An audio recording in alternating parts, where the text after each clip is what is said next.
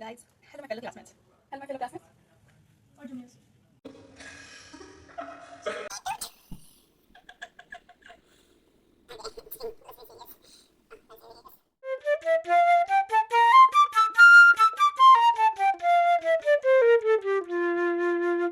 Hello my dear fellow classmates and dear juniors. क्या आपको भी सीएस करना है एंड आपको पता ही नहीं कि सीएस होता क्या है, कैसे बनना है और क्या क्या एलिजिबिलिटी है? सो आप सही जगह पे. I am gonna tell you each and everything about CS. So first of all CS का फुल फॉर्म जान लेते हैं. इसे कंपनी सेक्रेटरी कहते हैं. ठीक है. सेकंड थिंग, कौन कौन इसमें पार्टिसिपेट कर सकते हैं? नो डजंट मैटर आप किस स्ट्रीम से हो, चाहे आप साइंस से हो, कॉमर्स से हो या ह्यूमैनिटीज से हो, आप चाहो तो कर सकते हो. सेकंड द वीडियो एंड चलते हैं मेरी टैब की स्क्रीन पे. गाइस, सो कंपनी सेक्रेटरी जो कंडक्ट किया जाता है आईसीआईसी के द्वारा, और ये as per the new changes है. ठीक है. अभी रिसेंटली काफ़ी चेंजेस हुए हैं, काफ़ी ज़्यादा सब्जेक्ट्स ही चेंज हो गए हैं इस बार तो बहुत सारे. तो फर्स्ट स्टेज में हमारा आता है CSWT एग्जाम. ओके. अब इस एग्जाम में आपके 4 सब्जेक्ट होते हैं. ये आप 12th के बाद भी दे सकते हो या फिर ग्रेजुएशन के बाद भी देते हो. अगर आप ग्रेजुएशन के बाद करते हो सीएस तो आपके लिए CST एग्जाम एलिजिबल हो जाता है. आपको वो देने की कोई जरूरत नहीं. आप डायरेक्टली सीएस एग्जीक्यूटिव पे डायरेक्टली जा सकते हो. बट अगर आप 12th के बाद करना चाहते हो, which is more preferable, and मैं सबको रिकमेंड यही करती हूँ कि 12th के बाद ही करें. So you can start with CST exam. इसमें आपके 4 पेपर होंगे: business communication, economics and business environment and fundamentals of accounts and business law and management. अब मैं आपको बता दूँ, इसमें से बहुत सारी, ये सारी न्यूली एडेड है. पहले CST MCQ बेस्ड होता था और आपको घर पे ऑनलाइन एग्जाम दे सकते थे, बट प्रॉपर्ली सेंटर पे जाना होगा और इसका एग्जाम देना होगा एंड सब्जेक्टिव होगा. इसमें से एक ही MCQ अब रखा गया है, which is business law and management, जो आपके 100 मार्क्स है और आपको ईच में 40 मार्क्स स्कोर करना होगा एंड ओवरऑल 50% आपको लाना पड़ेगा पूरे 400 में से. एंड इसमें कोई भी नेगेटिव मार्किंग नहीं होती है. The exam will be held 3 times year, February, June and October. अब जब चाहो तब दे सकते हो. और मैं अगर बताऊँ कि कितना टाइम लगेगा CST को कंप्लीट करने में, तो आई थिंक आप 5 महीना लेके चलो.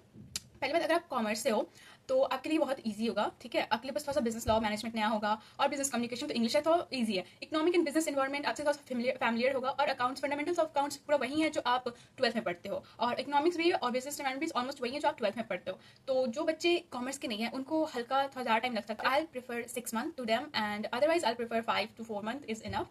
बट प्रॉपर स्टडी करना है, मैं तो बोलूँगी कोई 7-8 मंथ भी ले सकते हैं. अगर फर्स्ट टाइम में नहीं निकलता, आपके पास 3 अटैम्प्ट है ईयर में. चलो अगर आप जून में फेब में नहीं देते हो, जून में करने का कोशिश करते हो, तो आप जनवरी से स्टार्ट करो, जून का दो, और जून में नहीं निकलते तो अक्टूबर का दो. ओके. ओके. और अब ये सब्जेक्टिव हुआ है तो थोड़ा सा तो हार्ड ऑफकोर्स हो गया है. पहले MCQ था, अब सब्जेक्टिव है. तो ऑफकोर्स पहले बहुत ही लोग पास कर लेते थे, पर सीएस एग्जीक्यूटिव में लोग सीरियस नहीं होते थे, बस एग्जीक्यूटिव में आ जाते थे और पास ही नहीं हो पाते थे. दैट्स वाई अब क्या किया है ICSE ने, इंट्रेंस एग्जाम को ही हार्ड कर दिया है, सो दैट अच्छे ही बच्चे, अच्छे क्वालिटी के बच्चे आ सके. So after clearing CST, you have to attain training which is 3 days oriented program. ठीक है. which is TDOP. तो आप या तो घर में इस ट्रेनिंग को दे सकते हो TDOP को, या फिर आप अगर के आसपास आप जहाँ रहते हो, आप ICSE का कोई सेंटर है तो वहाँ भी जाकर दे सकते हो. बट ऑलमोस्ट बच्चे तो ऑफकोर्स ऑनलाइन ही लेंगे. ओके. उसके बाद आप जैसे ही रजिस्टर करते हो, सॉरी, उसके बाद आप जैसे ही रजिस्टर करते हो CS एग्जीक्यूटिव के लिए, आपको 30 डेज के अंदर आपको TDOP खत्म कर लेना है. ठीक है. मतलब CS एग्जीक्यूटिव को करने से पहले. ठीक है. या फिर उसको करते हो, 30 डेज खत्म कर लो. हमारा सेकंड स्टेज आता है अब CS executive, one of the toughest part of CS exam. ठीक है. CS whole process.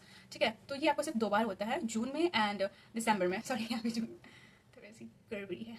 खैर, इसमें आपके 2 ग्रुप्स होते हैं. ठीक है. ग्रुप 1 में आपके ये पेपर्स होते हैं 4, एंड ग्रुप 2 में आपके ये 3 पेपर्स होते हैं. इसे आसान मत समझना, ये बहुत ही ज़्यादा वाइड सिलेबस होता है, बहुत ज़्यादा wide. So I will prefer, क्या तो आप ग्रुप 1 करके दो या ग्रुप 2 करके दो. ठीक है. नहीं तो आप दोनों ग्रुप को अगर साथ में टारगेट करें तो 1 ईयर का टाइम लो, 1.5 ईयर का, 1 ईयर का या 2 ईयर का टाइम लो. मतलब 1 ईयर का टाइम लो, मैं कंप्लीट करके अपना एग्जाम दो. नहीं होता है तो फिर सेकंड ईयर में करो. या और अगर फर्स्ट ईयर में लगा था कि नहीं दोनों ग्रुप नहीं होगा, कि दिमाग एकदम बैठ ही गया है, तो आप ग्रुप 1 दो पहले, उसके बाद ग्रुप 2 दो. उसके बाद आप 6 मंथ का शायद गैप ले सकते हो. बट आई प्रेफर कि अच्छे से डीपली ऐसे पढ़ना है कि हमें आगे चल के भी याद हो, जहाँ पे ये चीज़ें अप्लाई होंगी, because it's all about law. ठीक है. Company security is a law. ठीक है. They are the adviser of company. उनके मतलब हम लॉयर होते हैं, CS लॉयर होते हैं कंपनी के, तो वो आपको सजेस्ट करते हैं हर चीज़ें. बोर्ड ऑफ मीटिंग डायरेक्ट करते हैं, ऑडिटिंग करते हैं, फिर बहुत सारी ड्राफ्टिंग करते हैं. ये बहुत सारी चीज़ें होती है जो CS करते हैं. अब आप बाद में पढ़ते पढ़ते समझोगे कि आपका इंटरेस्ट किस में, तो आप उस वे में जा सकते हो. मतलब अपनी एक कंपनी में आप उसमें काम कर सकते हो. इसमें भी कोई निगेटिव मार्किंग नहीं होता है आपको. और सेम वही रूल है कि 40 ईच में चाहिए और ओवरऑल 50% होना चाहिए. ये सब में ऑलमोस्ट सेम है. एंड इसमें तो पूरा ही आपका रिटर्न बेस्ड होता है. बहुत ही ज़्यादा बच्चे जो होते हैं वो इसमें कम हो जाते हैं. बट मैं आपको अगर सच्ची बता रही तो मुझे अगर ऐसे आपको प्रेफर करना हुआ कि किसको मैं प्रेफर करूँ फॉर राइटिंग की, कि आप टेस्ट सीरीज देखो, उसमें लगातार इसमें कंसिस्टेंसी की बहुत ही ज़्यादा नीड है। अगर कंसिस्टेंट नहीं रहोगे तो CS नहीं निकल पाएगा, इट्स इम्पॉसिबल। सो पहले तो मैं रैंक वेवर्स आपको सजेस्ट करूँ। रैंक वेव्स जो है वो CS नेहा पटेल के थ्रू है। वो दी काफ़ी ज़्यादा अच्छे से ख्याल रखती हैं बच्चों का, और काफ़ी ज़्यादा टेस्ट सीरीज भी होती है उसमें। तो उसमें हर एक चीज़ है जो आप देख सकते हो, कर सकते हो, एंड बहुत ही ज़्यादा पॉजिटिव रिव्यूज़ है। मैं खुद उसमें जाने वाली हूँ, इसलिए मैं प्रेफर कर रही हूँ कि आप रैंकर्स वे में जाओ। स्पॉन्सर्ड वीडियो नहीं है ये, बट आई रियली प्रेफर हर, और मैं इनको काफ़ी टाइम से फॉलो कर रही हूँ। तो जब मैंने CS का सोचा नहीं था तभी मैं इसे प्रेफर करी, तो मैंने सोचा था, उसके बाद सबसे पहले उन्हीं के वीडियोज़ देखे थे। And from 11th I am till like 1 साल हो गए मुझको उनको फॉलो करते हुए। तो मुझे अब लगता है कि रैंकर से बहुत अच्छा है, और मैं उसी को लूँगी, चाहे वो मेरी CST के एग्जाम या CS एक्सिक्यूटिव या CS प्रोफेशनल, मुझे वो बेस्ट लगती हैं। Let's back to the topic first. अब आपने बहुत ही अच्छा काम किया, आपने फर्स्ट अटेम्प्ट में या सेकंड अटेम्प्ट में अपना CS एग्जीक्यूटिव क्लियर कर लिया, तो आपके पास अभी दो ऑप्शन आते हैं। यहाँ तो एक 21 मंथ की ट्रेनिंग होती है जो हमारी मेनली इंटर्नशिप होती है, इसमें आपको पैसा देना नहीं बल्कि पैसा लेना होता है, which is stipends.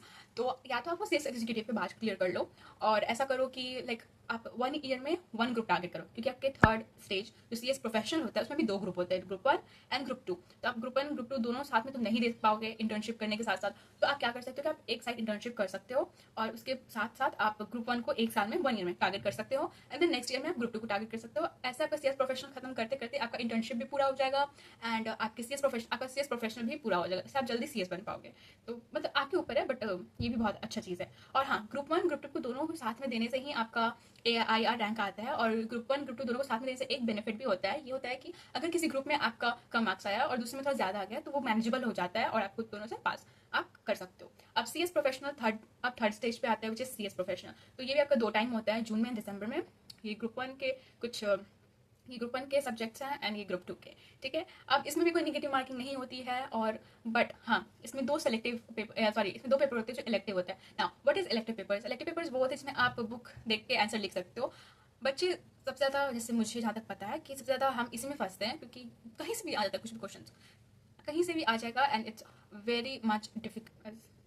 I already said that. Okay, अब आपने CS प्रोफेशनल क्लियर कर लिया फर्स्ट ईयर में, ठीक है, अपने 1 ग्रुप करके टारगेट किया, और फॉर एग्जाम्पल मैं लेके चल रहा हूँ कि आपने इंटर्नशिप भी किया है साथ ही साथ, कि जल्दी खत्म हो जाए। तो अगर आप वैसे करके चलते हो तो आपका CS प्रोफेशनल खत्म होने के बाद भी आप अभी CS नहीं बने हो, आप अपने नेम के आगे CS नहीं लगा सकते हैं, इसलिए क्योंकि अभी आपको एक और ट्रेनिंग करनी है, which is CLTP, corporate learning development programme. Okay, और ये 30 डेज का होता है, 15 डेज ऑनलाइन, 15 डेज ऑफलाइन। काफ़ी अच्छा होता है, आपको मार्केटिंग के बारे में बताया जाता है कि कैसे वर्क करना है, क्या करना है, फन वे में चीज़ें होती हैं, as much as I know, ठीक है। एंड नेक्स्ट, अब आपको CS बनने के लिए क्या करना पड़ेगा? फाइनली सब आपने एग्जाम क्लियर कर लिया, इंटर्नशिप भी कर लिया, ये सब कर लिया, क्या करना पड़ेगा? CLTP करो, उसके बाद, और अगर आपका वो खत्म हो चुका है इंटर्नशिप, अगर इंटर्नशिप नहीं हो तो पहले वो खत्म करना पड़ेगा आपको। तो पहले तो समझो इंटर्नशिप खत्म हो गया, तो उसके बाद आपको आप ICS में जाके आपको मेंबर के लिए आप अपने मेंबर के लिए इनरोल करोगे, अपने आपको लाइक अप्लाई करोगे। उसके बाद आपको अप्रूवल मिलेगा, उसके बाद आपको कन्वोकेशन में बुलाया जाएगा, जिसमें आपको फाइनली सर्टिफिकेट मिलेगा और बिकमिंग CS। तब जाके आप आगे CS के साथ, सॉरी, अपने नेम के साथ CS लगा सकते हो। For example CS Harshita Varnwal, like this is my name, and I'm in 12th by the way. मैंने अपने आप को इंट्रोड्यूस ही नहीं किया। I'm a 12th grader student, but I really want to become a CS। हमेशा से एक ड्रीम रहा है, लाइक मैं अच्छे से सूट बूट में रहूँ, and I am actually working in a practical good MNC या फिर Big 4 की कंपनीज में काम कर रही हूँ, एंड अरेंज कर रही हूँ लोगों को, लाइक कंसल्ट कर रही हूँ, कि लाइक कंसल्ट नहीं, मतलब लोगों को एडवाइस करके, नहीं आपको ये करना चाहिए, नहीं आपको ये करना चाहिए। CS इज समथिंग जो मेरे दिल से आता है, तो CS मैं करूँगी, एंड इस ट्रेनिंग में मेरे साथ रहना, तो ज़रूर मुझे फॉलो सब्सक्राइब कर लेना, and don't forget to like also if you like this video, and if you watch the video till here, मतलब कुछ तो हेल्प किया होगा मेरा लाइक वीडियो आपके लिए। और अगर आपको और इन डेप्थ जानना है, कोई भी क्वेश्चन है तो आप कमेंट में लीव कर सकते हो, आई डेफिनेटली आंसर दैट। आप ऑलरेडी 12 कर चुके हो और तभी वीडियो देख रहे थे, कंग्रेट्स, आपको CS के बारे में बहुत कुछ पता चल गया है। और CS एक बहुत ही ज़्यादा रिपीटेशनल और बहुत ही ज़्यादा बहुत अच्छा डिग्री है। आप 12th के बाद CS करने के साथ साथ आप सेकंड ऑप्शन के लिए ग्रेजुएशन भी लेकर चलना, ग्रेजुएशन या कोई और डिग्री भी लेकर चलना चाहते हो, तो कौन कौन सी ले सकते हो आप, कौन सा प्रेफरेबल होगा, किसके सिलेबस अच्छे हैं, किसके सिलेबस अच्छे नहीं है, कौन मैच करता है, कौन नहीं करता है, well I know that. But अगर आपको जाना है देन डू कमेंट, मैं नेक्स्ट वीडियो जरूर उसमें बनाऊंगी सून। मैं बाकी सारे अपने रूटीन भी शेयर करने वाली बहुत जल्द, अपने 12th का एक बार मैं खुद रूटीन में आ जाऊँ। मैं भी नहीं आ पा रही हूँ, मैं काफ़ी ट्राई कर रही हूँ, मेरे बैकलॉग्स नहीं हुआ है, बट क्वेश्चन प्रैक्टिस करने से मुझे थोड़ा सा डर लगता है। इट्स नॉट अबाउट डर, वैसे मेरे से अकाउंट से लगता है, बाकी नहीं बात मैं सॉल्व कर लेती हूँ।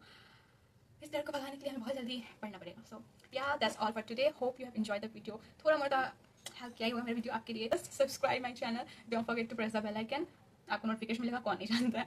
आप किस चीज़ के बारे में जानना है कि आप सीएस क्या कर सकते हो क्या नहीं कर सकते हो, आप सेकंड ऑप्शन क्या लेके चल सकते हो. If you want video on that I will provide, but if you will comment then only. And that's all today. Bye bye.